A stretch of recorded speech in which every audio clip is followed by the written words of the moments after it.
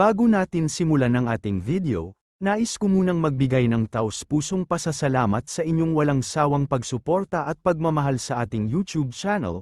Ang inyong patuloy na pagtangkilik at tiwala ay nagiging inspirasyon para sa amin upang patuloy na maghatid ng mga dekalidad na content. Salamat sa pagiging bahagi ng ating journey, at dahil sa inyo, patuloy tayong magtatagumpay. Bukod pa roon, marami pang maliliit na probisyon sa kasunduan, tulad ng paglalagay ng mga banal na kabalyero ng simbahan upang magbantay sa bawat palapag, at ang pag-oobliga sa mga adventurer mula sa terya na maturuan tungkol sa lokal na kultura ng pagkain. Ngunit sa huli, kapwa-panig ang nakinabang sa naging kasunduan. Samantala, sa restaurant, kumukulo na ang kaldero sa kalan. Masayang sinabi ni Song Woo na maayos ang naging takbo ng lahat, at dahil doon ay nakakuha rin siya ng masasarap na sangkap para magluto. Binuksan niya ang takip ng palayok at ipinakita ang niluluto, mga natural na kabuteng galing sa lupain ng mga Pino. Regalo iyon mula sa Taong Singao, isang alay mula kay Albert. Biglang bumukas ang pinto ng restaurant. Dumating sina Ji-hyun at O'Keefe at agad na amoy ang bango. Nagtanong sila kung amoy ba iyon ng matsutake. Inanyayahan sila ni Song Woo na pumasok. Naupo si O'Keefe at masayang sinabi na napaka-Pino at kaaya-aya ng amoy. Natuwa rin si Ji-hyun at nagsabing ang bagong lutong kanin na may matsutake ay isang tunay na luho. Ngunit sinabi ng MC na hindi iyon para sa kanila, para iyon sa mga bata. Nabigla silang dalawa. Humingi ng paumanhin si Song Woo at ipinaliwanag na ang bahagi ng tiyan ay walang espesyal na epekto, at sa halip ay may iba siyang ihahain para sa kanila, isang espesyal na pagkain para sa mga mangangaso. Hindi nila agad naintindihan kung ano ang tinutukoy niyang bahagi ng tiyan, at nagtanong si Ji-hyun kung iyon ba ang iniisip niya. Ngumiti si Song Woo at sinabing dapat ay sanay na sila sa mga ganitong bagay. Ihinain niya ang pagkain at sinabi na, sa anumang kaso, galing din ito sa isang halimaw na uri ng kabute, kaya masasabi pa ring kanin na may kabute. Ngunit sa itsura pa lang, halatang hindi ito ang lasa ng kabuteng inaasahan nila. Ang Taong Singao ay isang nilalang nakahawig ng tao, isang halimaw na kabute na naglalakad sa dalawang paa. Umaabot sa 1 metro ang liit at hanggang 10 metro naman ang malalaki. Ang katawan nito ay may 2 paa, 2 braso, at ulo na parang tao.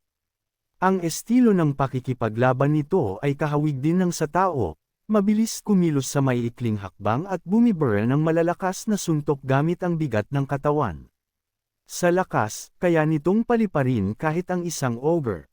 Ngunit dahil umaasa lamang ito sa photosynthesis para sa enerhiya, hindi ito nakikipaglaban ng matagal, ang hangganan nito ay mga 10 minuto lamang. Kaya ang mga manggagawa ng kabute sa Terra ay kailangang maghintay munang mapagod ang Taong Singaw bago ito mapitas. Pero sulit naman ang lasa nito, kahit sa pamantayan ng Terra. Ang ulo ng Taong Singaw ay sobrang pait at anghang, samantalang ang mga binti nito ay maasim na parang suka. Napahiyaw si Ji-hyun at pinatigil muna ang MC. Tinanong niya kung seryoso ba siyang ipatikim iyon sa mga bata, at kung talagang iisipin ba ng mga bata ang lasa ng matsutake. Dagdag pa niya, hindi ba't parang kawawa ang mga kabute kung kakainin sila ng mga taong hindi marunong magpahalaga sa lasa. Sumang-ayon ang MC at sinabing totoo iyon lalo na para sa mga bata. Ang tekstura at amoy ay mga bagay na may matitinding gusto at ayaw. Natuwa si Ji-hyun nang marinig iyon. Nagpasalamat siya, at sinabi ng MC na igigisa na lang niya ang karne at kabute ng magkasama para sa mga bata. Sa ganitong paraan, kakain pa rin sila dahil kahit kalahati lang ay karne. Tinitigan ng dalawa ang pagkaing iniwan ng MC para sa kanila at sabay na pabuntong hininga, naiinggit sila sa mga bata. Kinabukasan, may panibagong grupo ng mga mangangaso ang tumingin sa daily board. Nakasulat doon, Bazaar Food Challenge, Season 3, ang dakilang pista ng kabute. 3 subok bawat kalahok. Unang yugto, inihaw na kabute. Ikalawang yugto, kanin na may kabute. Ikatlong yugto, pinasingawang kabute. Ang makakakain ng lahat ng yugto ay may gantimpala. Bawat yugto ay may takdang bahagi ng kabute. Ang pagkain ng sombrero ay nagpapatalino. Ang pagkain ng tangkay ay nagpapalakas. Ang pagkain ng paa ay nagpapahusay ng kalusugan. Nag-usap-usap ang grupo at sinabing mukhang mas maayos ang season na ito kaysa sa nakaraan. May nagkomento pa na ang nakaraang season ang pinakamasama sa lahat, lalo na ang sinapit nila sa banyo kinabukasan. Matagal na raw silang hindi nakakakain ng kabute, at marami pa ring lugar sa mga rehiyon na may gate na hindi pa napapakinabangan dahil hindi pa lubos na ligtas para mamites. Kaya baka masaya raw ang hamon na ito dahil makakakain sila ng marami. Ngunit napaisip din sila, totoo nga bang nag-iiba ang epekto depende sa bahaging kakainin? Naalala nila ang mga epekto ng bawat bahagi ng kabute at nagsimulang mag-isip kung alin sa mga ito ang pinakakulang sa kanila at dapat palakasin. Dumating din si O'Keefe at sinabi na kailangan daw nilang planuhin ang eksaktong recipe batay sa mga bahagi, at mag-isip ng pinakamainam na estratehikong ruta kung paano nila tatapusin ang hamon. Si Jihan, na kasama niya, ay nagsabi na mukhang mas komplikado ito kaysa sa simpleng kanin na may kabute na kinain nila dati. Nagtaka rin siya kung talagang ganoon kalaki ang itataas ng stats ng pagkain. Ayon kay O'Keefe, tiyak na hindi sila niloloko ni Sunungwoo. Tinanong ni Jihan kung parang dopang lang ba ang epekto nito, gaya ng mga potion na panandaliang nagpapataas ng kakayahan. Nangingiti pa rin si O'Keefe at sinabing galing iyon sa propesor, kaya hindi lang pansamantala ang epekto, maaari silang umasa sa permanenteng pagtaas ng stats. Napabuntong hininga si Jihan at sumang-ayon na lang, sabay sabing malalaman din naman nila kapag nasubukan na nila, dahil kailangan pa niyang gumawa ng ulat tungkol dito. Habang nagsisipasok ang lahat sa restaurant, may dumating pang dalawa. Tumawa ang isa at tinanong ang kasama kung narinig nito ang usapan kanina. Ngumiti si Guan at sinabing perpekto raw ang menu na iyon dahil pinapatalino ang kumakain. Nalito si An Hayong at tinanong kung paanong magiging perpekto ang isang menu. Sumagot si Guan na malinaw naman, pinapatalino nga ang pagkain. Pero lalo lang nalito si An Hayong sa sinasabi ng kasama niya. Pagpasok nila sa restaurant, biglang binuksan ni Guan ang pinto at masiglang sumigaw na ang daming inihaw na sombrero ng kabute. Napatigil si Sunungwoo at nagtatakang tinanong kung bakit ganoon ang sigaw niya. Ipinaliwanag ni Guan na hindi raw siya kakain noon, kundi ibibigay sa isang bobo, dahil siya ang pinakamagaling na estudyante sa buong eskwelahan at tiyak na papasa ng mataas sa midterms.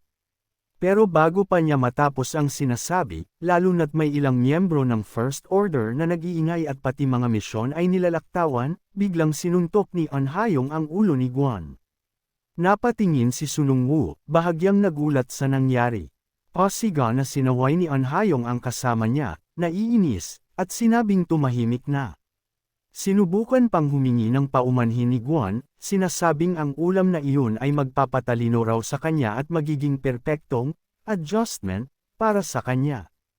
Pero patuloy pa ring sinisigawan ni An Hayong si Guan at inuutusan itong tumahimik. Nakadikit sa bag ni An Hayong ang resulta ng mga exam na kakukuha pa lang niya kamakailan. Ilang sandali pa, sinimulan ng ihain ang mga pagkain sa mesa. Ang unang dumating ay ang inihaw na kabute, ang unang yugto ng hamon. Pinili ang partikular na bahagi para sa unang subok.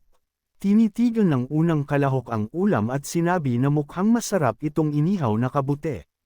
Nagtipon ang iba sa paligid, naaamoy ang bango at nagsasabing talagang nakakatakam ang amoy. Kumuha ang lalaki ng isang piraso at sinabing titikman niya muna para malaman ang lasa. Dahan-dahan niya itong isinubo at nalasahan ang anghang ng paminta. Sinabi niyang nakakain naman ito, at higit pa roon, pakiramdam niya ay talagang lumalakas ang kanyang katawan. Nagulat ang lahat, may nagbiro pa kung service season, ba ngayon at nagsabing imposibleng maging ganito kalakas ang epekto kung hindi talaga espesyal ang luto ni Sunungwoo. Nagtanong din sila kung ang partikular na bahaging iyon lang ba ang may epekto. Nagulat si Jihan at tinanong kung totoo bang ganito kabilas tumataas ang stats. Napaisip si O'Keefe at ginamit ang kakayahan niyang mag-analisa.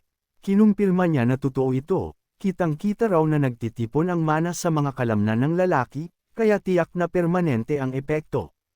Sinabi niyang bihirang-bihira ang pagkain na nagbibigay ng direktang pagtaas ng kakayahan, at ipinapakita nito kung gaano kagalante si Sunung Woo. Natuwa si Jihan at sinabing sulit itong i-report sa mga nakatataas. Samantala, patuloy na inoobserbahan ni O'Keefe ang paligid at napansin niyang may kakaiba. Karaniwan, ipinapakita ng MC ang mismong proseso ng pagluluto sa harap ng lahat. Pero ngayon, handa na agad ang mga ulam na inihain, parang sinasadya niyang huwag ipakita kung paano ito niluto. Nagtaka si O'Keefe kung bakit ganoon. Napaisip siya sa konsepto na, kung mahina ang mata, kainin ang mata ng hayop, kung may sakit ang atay, kumain ng atay. Isang uri ito ng paniniwalang parang, ang katulad ay nagpapagaling sa katulad. May ganitong konsepto rin sa mundo ng Terara. Ngunit sa Terra, mas direkta at mas lantad ang ganitong paniniwala. Sa Terra, kinakain ng mga tao ang kamao ng mga mushroom man dahil naniniwala silang makakakuha sila ng nuclear power o lakas mula rito. Dahil sa ganitong pagnanais, ipinagpatuloy ng mga adventurer at mandirigma ng Terra ang pananaliksik sa pagluluto sa loob ng maraming henerasyon, hanggang sa tuluyan nilang mabuo ang paraan ng pag-ihaw ng kabute na nagpapalakas ng katawan sa simpleng pagkain pa lamang. Ang problema nga lang, sobrang kakaiba at hindi pangkaraniwan ang mismong paraan ng pagluluto. Noong nakaraang gabi, inihahanda ni Song Woo ang mga sangkap kasama ang mga bata. Ipinaliwanag niya na ang ginagamit nila ay ang mga kamao ng mushroom man dahil pawn raw ang mga ito ng fighting spirit.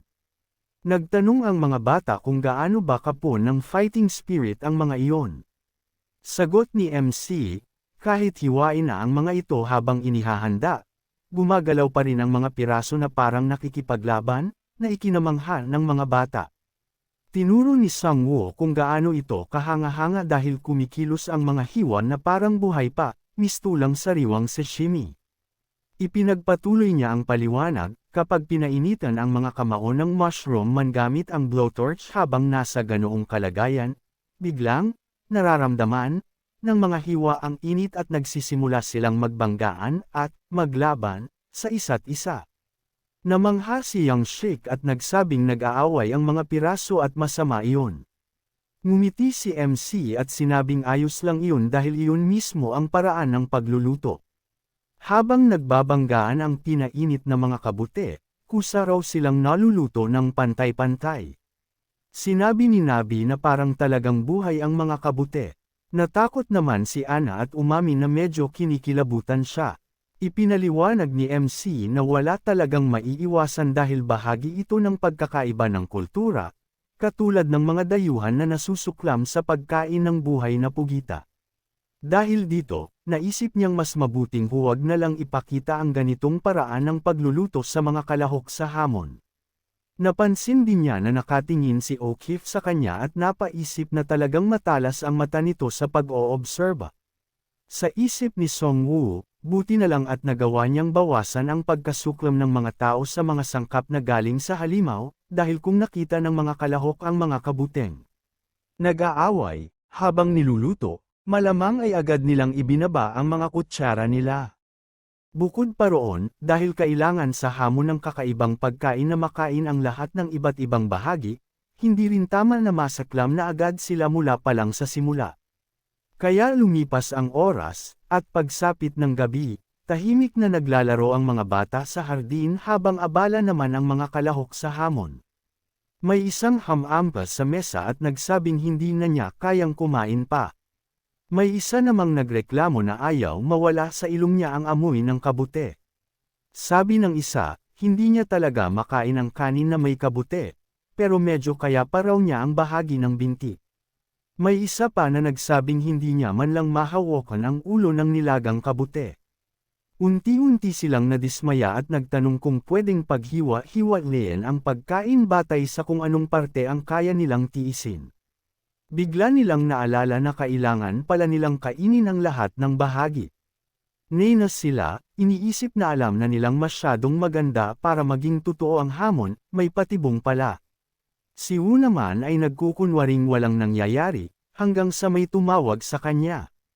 Itinaas ni O'Keefe ang kamay at sinabing natapos niyang kainin ang lahat. Nagulat pa si Ji-hyun sa nagawa niya. Ngumiti si MC at tiningnan siya, sinabing inaasahan na niya iyon dahil talagang kahanga-hanga siya. Sa isip ni Wu, alam na niyang mahusay si O'Keefe, pero lumampas pa ito sa inaasahan niya. Ang pagkain mula sa mushroom man ay parang isang uri ng code table. Depende sa taong kumakain at sa kalagayan ng katawan niya sa araw na iyon, doon nalalaman ang tamang kombinasyon ng mga bahagi. Ang bawat putahe sa sarili nito ay hindi naman talaga masarap. Pero sa sandaling mali ang piliin ng tao, nagiging sobrang kasuklam-suklam ang lasa. Sa ganitong punto, may kalamangan ang mga may kakayahang makaramdam at makakita ng daloy ng mana sa sariling katawan, dahil alam nila kung aling bahagi ang magdudulot ng masamang reaksyon kapag kinain. Kahit ganoon, hindi inasahan ni MC na may agad na magtatagumpay. Tumingin siya sa iba pang mga kalahok at napaisip kung dapat pa niyang ipagpatuloy ng mas matagal ang hamon ng Mushroom Man. Dahil kahit hindi nila matapos ang buong putahe, may napapala pa rin sila, kahit kaunti lang, tumataas pa rin ang kanilang mga kakayahan. At dahil dito, dapat ay kontento na ang isaak, na ang hangarin ay lumakas ang kanilang mga mangangaso.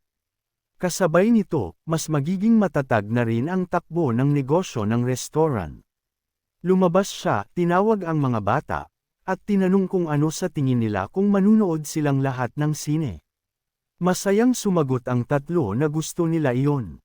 Makalipas ang ilang araw, sa gitna ng lungsod, nagreklamo si Tiigi na parang nababaliw na siya sa dami ng nangyayari. Napabuntong hininga siya, sinabing mas maayos ang lahat noong siya ang naka-assign sa pagbabantay. Bukod doon, mula nang bumalik sa trabaho ang Pangulo, wala nang naging madali sa mga misyon. Pinagmamasdan niya ang sitwasyon at sinabing parang walang katapusan ang trabahong ito. Naiinis, sinabi niyang kapag nahuli niya ang lintik na batang driver ng truck, hindi na niya ito palalampasan. Biglang kumulo ang tiyan niya at napaisip siyang baka sa sobrang stress ay kailangan muna niyang kumain. Pagsapit ng gabi, pumunta siya sa restaurant at sinabing matagal na mula nang huli niyang makita ang chef.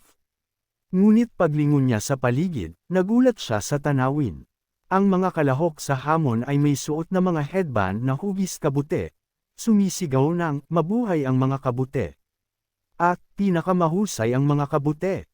Paulit-ulit, napailing si Tiigi, litong-lito, iniisip kung may kalto na ba ng kabute rito. Nagpatuloy ang sigawan, pinakamahusay ang mga unang kabute. May isa pang kalahok na nagtatanong kung nasubukan na ba nila ang ulo ng kabute.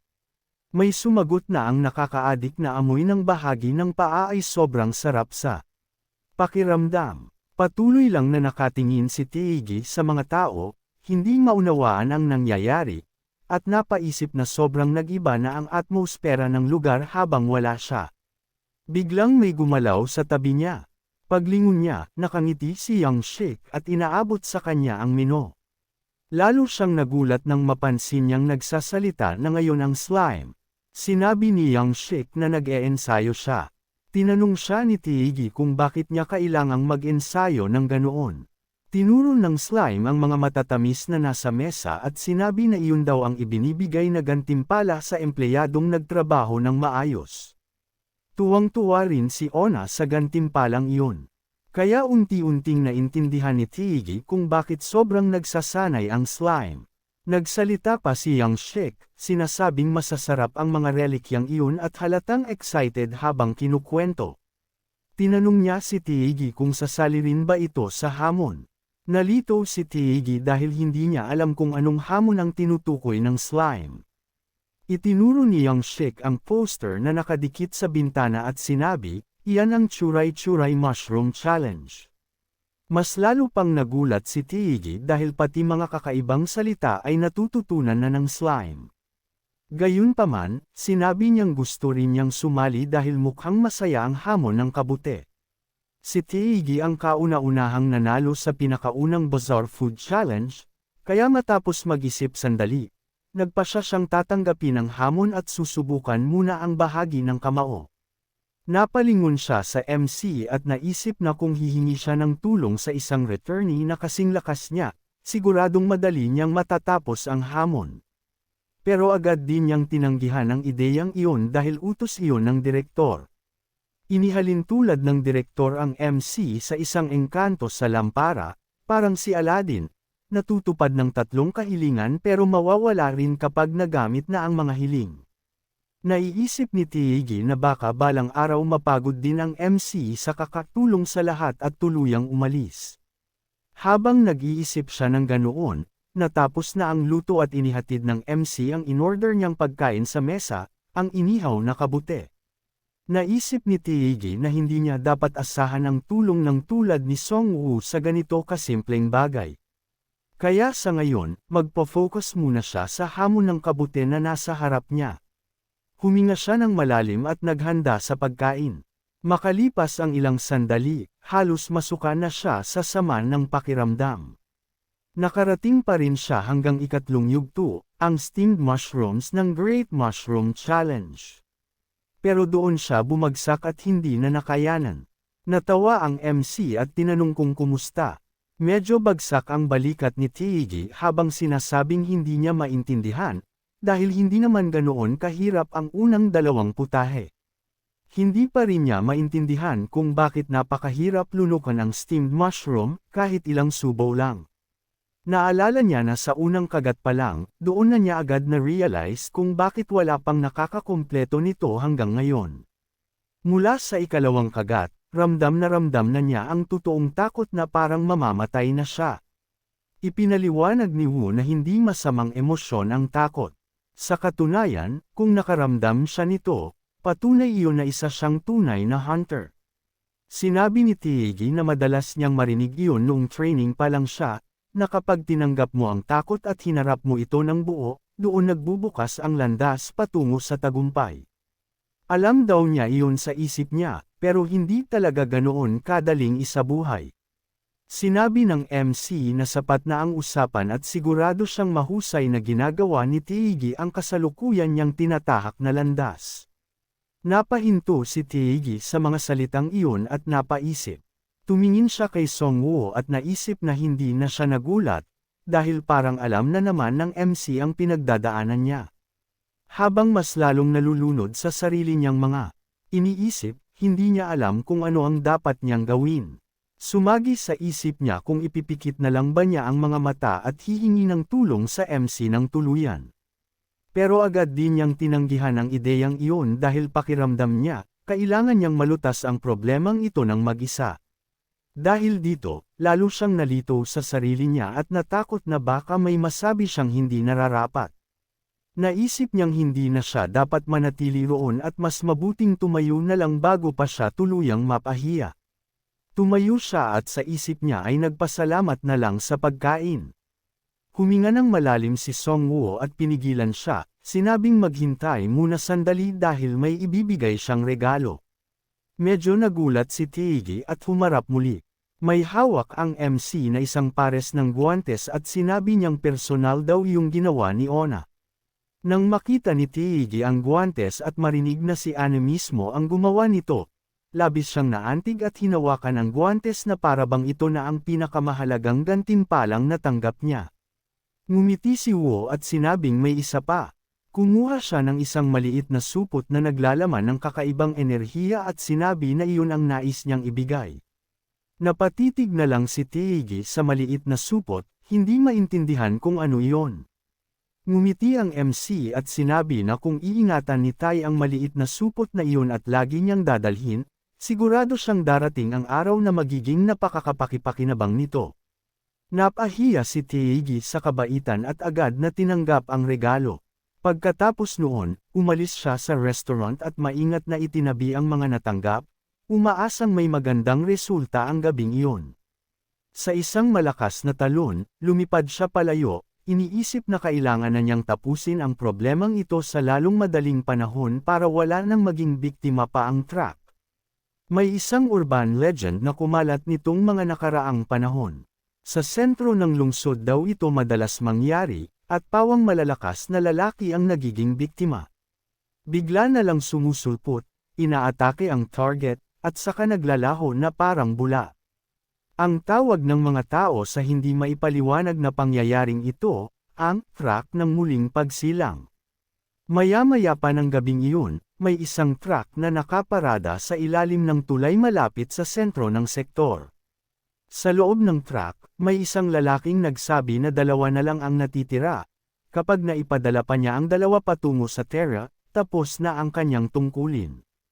Ito ang driver ng truck ng muling pagsilang, si Andrew.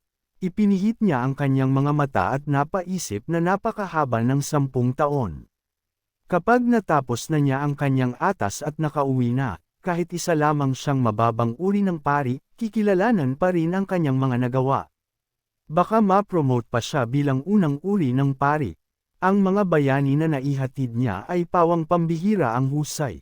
Sa isip niya, baka sakali pa siyang mangarap sa mas mataas na posisyon, ang maging kardinal, na iilan lamang ang humahawak sa buong simbahan ni Gaia. Habang nagmumuni-muni, naisip niyang kaunti na lang ang natitira bago matapos ang lahat. Kaya't bakit pa siya nagiging kampante? Sa halip na tapusin na lang ang trabaho, pilit niyang sinimulan muli, ngunit napansin niyang hindi siya makapag-focus ng maayos sa gabing iyon. Bigla siyang nanginag, at pumatak ang luha sa kanyang mga mata. Sa puso niya, matindi ang pagnanais niyang makauwi na. Habang umiiyak, hindi niya maunawaan kung bakit bigla niyang namiss ang tahanan niya, gayong matagal na sana niyang napagtagumpayan ang ganoong pakiramdam. Pakiramdam niya'y naaamoy niya ang hangin ng kanyang bayan, at naguluhan siya kung bakit parang totoo ang amoy na iyon. Bigla, nagsimulang umangat ang truck, at hindi niya maintindihan kung ano ang nangyayari. Sa labas, napapangiwi si Teigi sa sobrang puwersang ibinubuhos. Nanginginig ang kanyang katawan, ngunit ginagamit niya ang lahat ng lakas ng kanyang kakayahang magnetiko upang iangat ang truck.